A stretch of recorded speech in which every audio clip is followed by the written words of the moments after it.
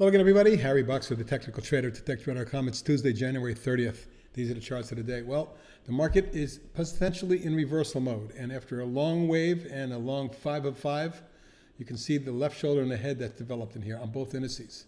I'm concerned because if they break this platform down here around 68, 95, 6900 NDX and below today's lows in the S&P 500 below, say, 2018, we could come down pretty hard. And I would say the possibilities are 67.50 and 27.60. That's what I'm looking at. And notice these little wedges. After you crack a trend line and the moving averages are broken and they start to roll over, and you see bear wedges, that's not a good thing.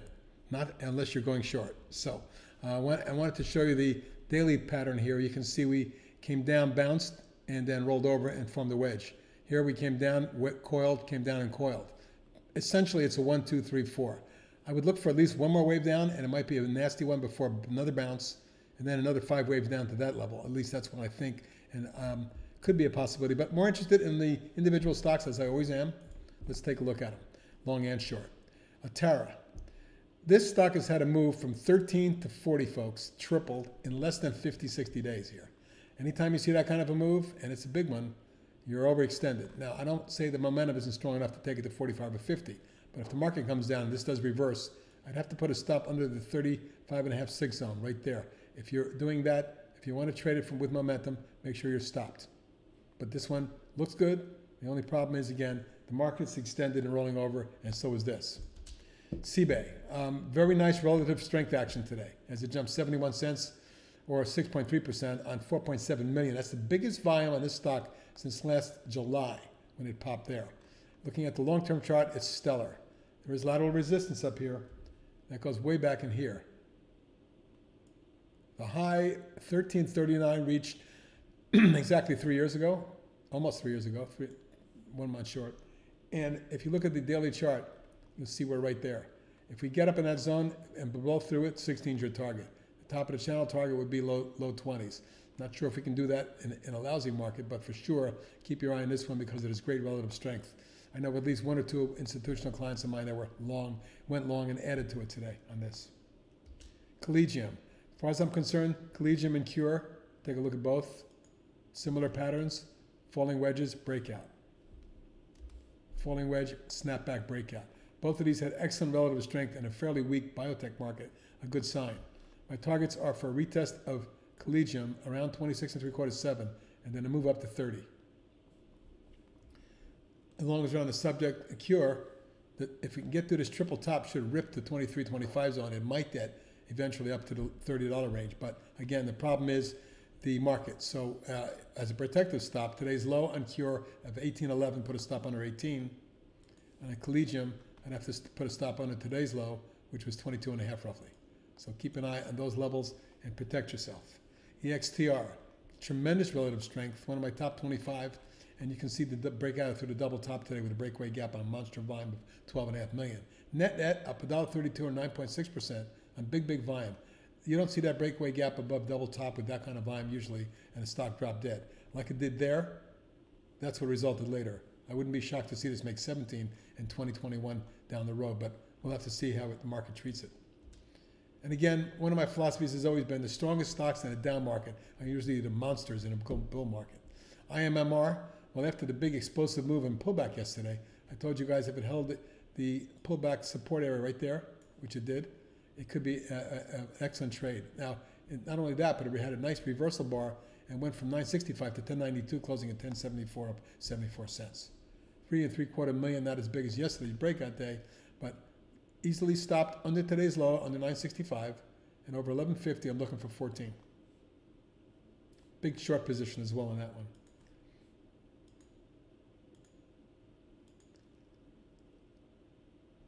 On the long side, the ultra short UVXY looks like it's broken out. Now, the big explosive move today took it to 13 and it pulled back with the market rally, but after hours it was up again and it did pull back. Take a look. So it ran back up to near 1230 and pulled back to 1210. Net, it's pretty flat to where it closed. But I'm very intrigued by today. 88 million shares is the biggest volume other than this day that I've ever seen on this stock when it traded 95 million. Second biggest volume in its history today.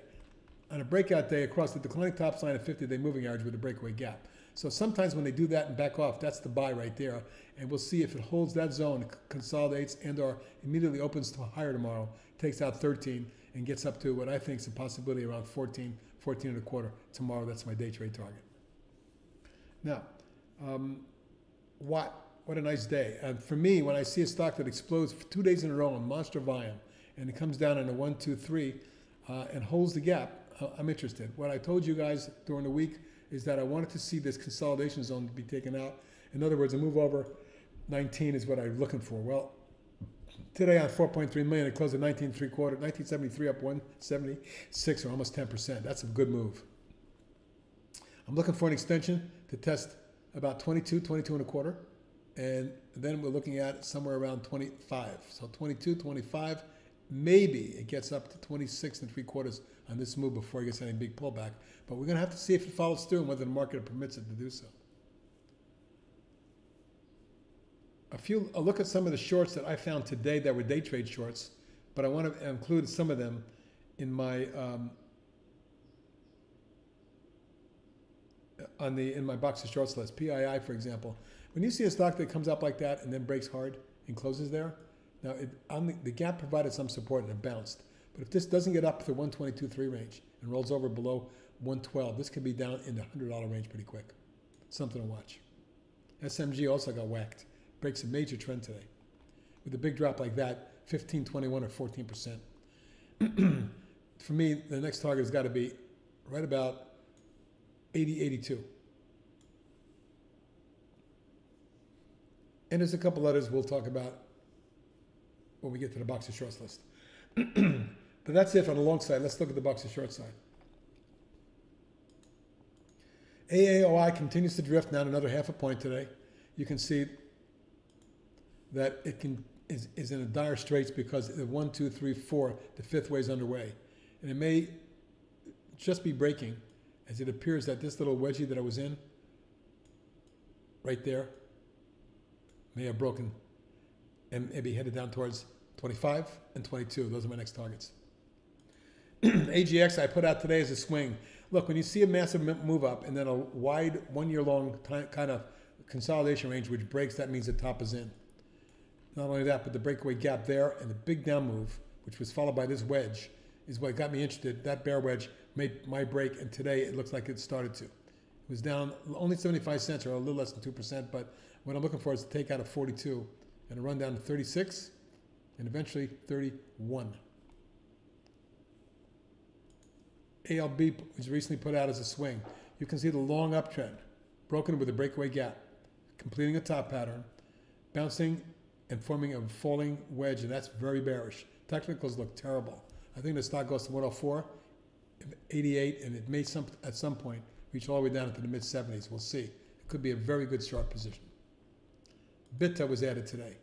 Look, I've been watching this stock ever since this little head and shoulder formed and it got creamed on monster volume. And then the rally here formed a kind of a low volume bear wedge, but it popped out. And then it ran up to what I consider now the new declining tops line. I had to wait for it to roll over. It did that today. A move below 33 and the stock is headed to 27.5 and 22.5. Nutrisystem. To me, this is a head and shoulder top that's been completed. It's having a tough time even bouncing. The technicals look lousy and it's getting worse. I think it probably fills the gap to about 38 short term and eventually gets down to 33, 35. Dave & Buster's. This rising wedge of sorts, what I consider a bear flag, failed at the declining 21 near lateral price resistance zone and rolled over. It broke its flag today. Underlying technicals are terrible. I think it retests 44, hits to 38. RMAX hasn't broken yet, but it's a 1, 2, 3, 4, and that's the fourth wave bear wedge. Looking like we're going to see 45 and maybe 40. TrueCar current box to swing short from here has been working nicely. It went from 17 down to 10, and then spent 3 months doing this. It's a big bear wedge, or bear flag, whatever you want to call it. The bottom line is, if this rolls over and cracks that area, we should see 10 and maybe even 8. Trade Desk might have broken today. It hasn't actually broken down yet. It did snap pull back down from resistance right in that zone and the declining channel top, at least that appears to be. If that's one big bear flag and down we go and we take out 44, 43, we can see 36 in this stock. And finally, Wix, one ugly chart, and it's not a steep downtrend, but this is a rising bear wedge, and you can see that the resistance at 63 range would be the stopping point. Or you can give yourself some leeway and stop it above the declining tops line that comes in around 66. But if this does fall over, take out 56 or so, 57, excuse me, then you're going to see the stock probably in their 50 and maybe even in the mid 40s. And that's it for tonight, the long and short of it. Fasten your seatbelt, the ride's going to get rough, it appears. Good night, everybody.